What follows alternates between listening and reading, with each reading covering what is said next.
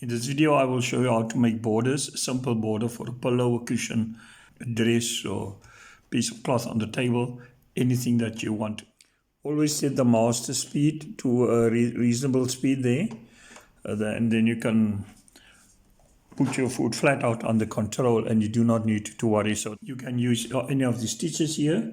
It depends on your choice, but let us, for our purposes, choose stitch number 13. Select program 13. There's your piece of material, and you then just go, and there you go.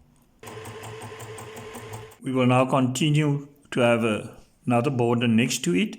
Let us choose here number 21. Select program 21. 21 we continue to use foot B. The stitch length is automatic, the stitch width we can adapt, but let us see. First, always practice on a scrap piece of material. You can use this edge of the foot as a guide for you to keep it nice and parallel. And you must remember to feed it steadily.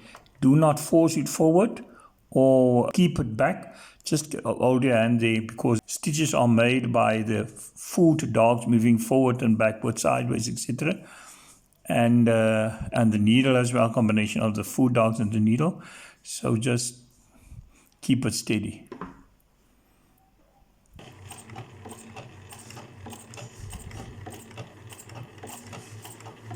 Let us now add a third border. Let us add a third stitch and a parallel stitch in terms of a border, and let us then use this scalloping stitch, just the inverse.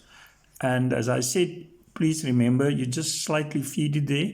We'll again use this foot as the width of this foot as a guide to keep it parallel, and rather keep it slow at a steady pace, because it's a problem if something happens in the middle. So rather than fast and having a problem, usually if there's a problem, this is stop and it basically stitch on top of his other and form an ugly knot. So speed rather slow and steady at a slow and steady pace. So we then go again. We select the same stitch we had. It was 13 and 13, but this time we have the inverse. Program select 13. But the inverse. Choose the mirrors here. Mirror is on. So let us then start. Remember, don't force it forward or backward. Just keep it gently there. Here is in the project or the scrap piece. First, practice what you do on the scrap piece and on various types of material, or on the specific type of material that you'll use your project for. Do not worry, then use your fine adjustment if it is needed to adjust the stitch.